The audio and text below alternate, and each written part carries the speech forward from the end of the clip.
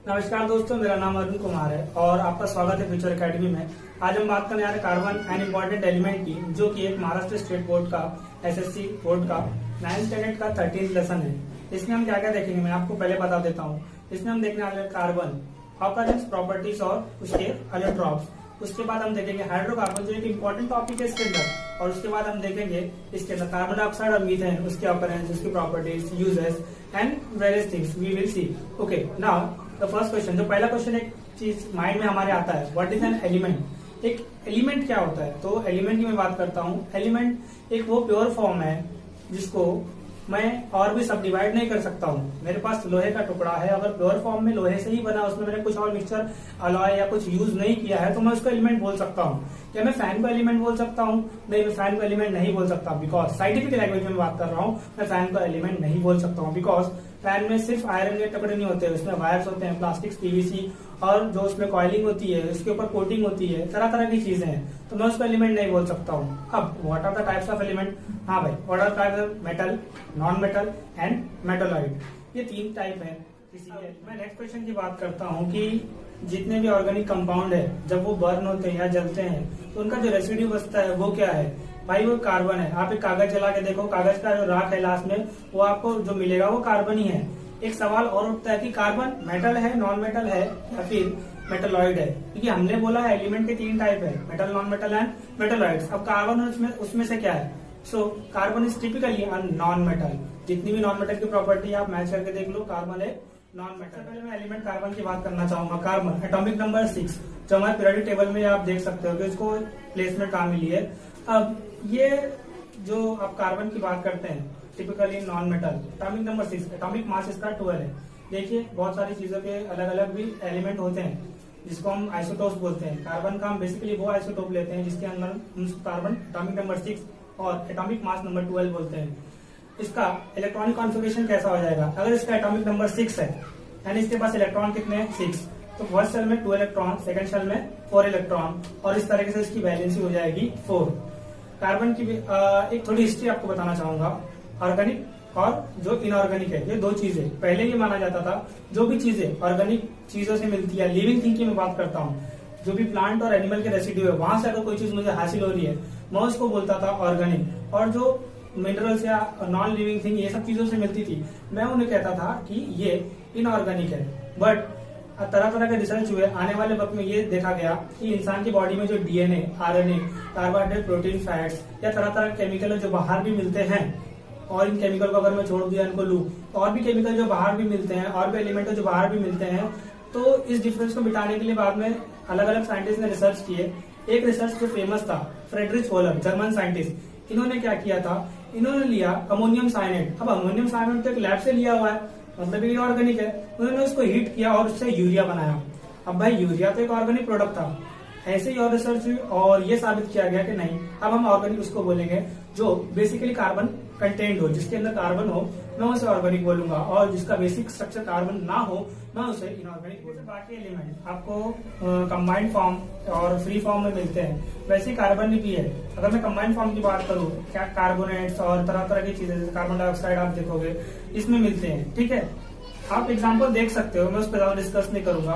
Carbon जो आपके earth crust में, जो अर्थ क्रस्ट क्या होता है, अर्थ के ऊपर की जो लेयर है जिसपे आप रहते हो, उससे कुछ किलोमीटर तक का जो दूरी जमीन का, अर्थ क्रस्ट में 0.27% मिलता है।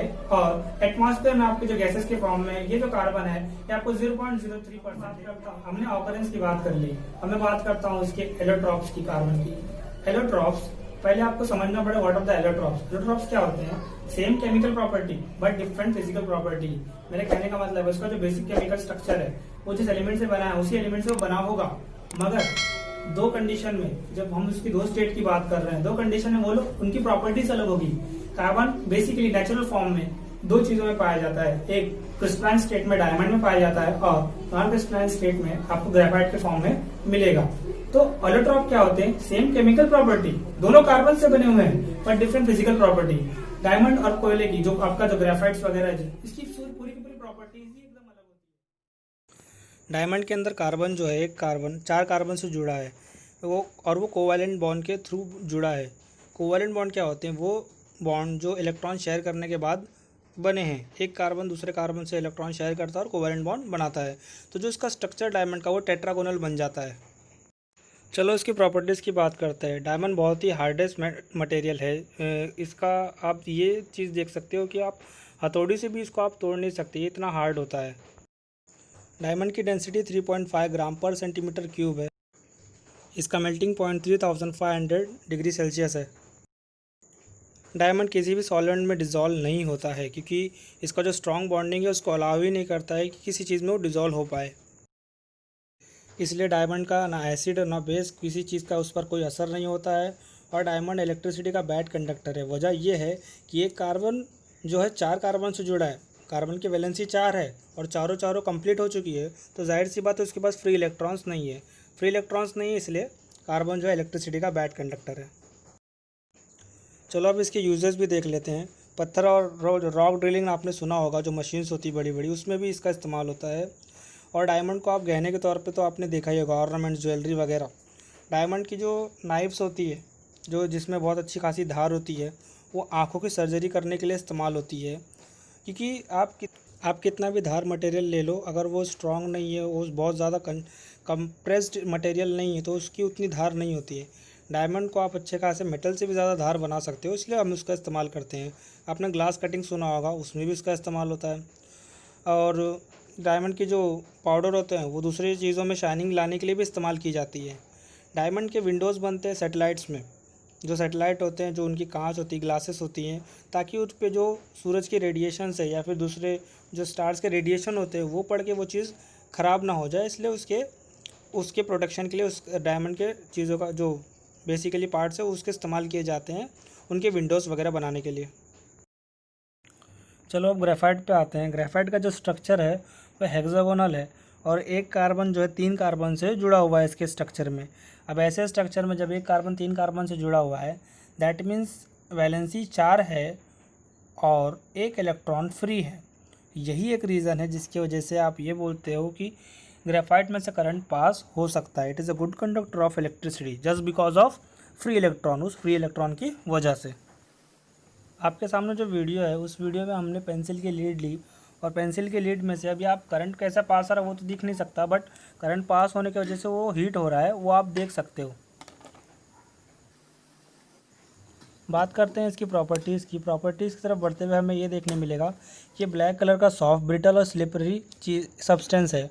अब ये जो वर्ड है ब्रिटल, ये ब्रिटल दैट मीन्स आप वो चीज़ों को ब्रिटल कंसिडर करते हो जो फोल्ड तो नहीं होती है, पर हम फोर्स लगाएंगे तो वो टूट जाते हैं, उन्हें हम ब्रिटल को बोलते हैं, ब्रिटल। और इसकी एक प्रॉपर्टी तो हमने देख ही लिया है कि इसके पास फ्री इलेक्ट्रॉन है, तो जाहिर सी बात है इसके अंदर से इलेक्ट्रिसिटी पास हो सकती है। अब ग्रेफाइट का जो हेक्सागोनल स्ट्रक्चर है वो एक लेयर के ऊपर दूसरी लेयर और इस तरीके से पूरी लेयर है, तो हम इसको किसी पेपर पे लिखने के लिए भी इस्तेमाल कर सकते हैं, जो हम यूज़ करते हैं। ग्रेफाइट की डेंसिटी 1.9 से 2.3 ग्राम पर सेंटीमीटर क्यूब है और ग्रेफाइट ज़्यादातर सॉल्वेंट में डिज़ोल्व नहीं होता है, सिर्फ कुछ ही सॉल्वेंट्स में डिज़ोल्व होता है। इसके यूजेस पे आते हैं। ग्रेफाइट यूज़ होता है लुब्रिकेंट्स यूज़ बनाने में। लुब्रिकेंट्स वो होते हैं जो किसी भी मेटल्स के बीच में जो फ्रिक्शंस होता है उसको कम करने के लिए इस्तेमाल किया जाता है। अब ग्रीस वगैरह तो आपने देखा ही होगा। ग्रेफाइट यूज़ किया जाता है कार्बन इलेक्ट्रोड बनाने के लिए।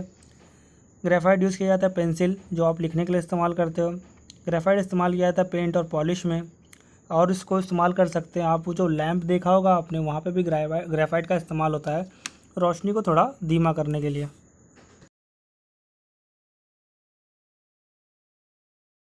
वीडियो अच्छी लगती है तो प्लीज आप उसे लाइक करिए और अपने फ्रेंड के साथ शेयर करिए। दोस्तों, अगर आपको लगता है कि हमारे वीडियोस आपके किसी भी काम के हैं तो प्लीज हमें सब्सक्राइब करके हमें मोटिवेट करिए। हम आगे आने वाले फ्यूचर में और भी ऐसे कंटेंट आपके लिए लाते रहेंगे। आपको कोई भी डाउट हो किसी भी टॉपिक से, आप बेसिकली इसी टॉपिक से आप कमेंट में मुझसे पूछ सकते हो। जितनी जल्दी हो सके मैं आपको रिप्लाई दूंगा।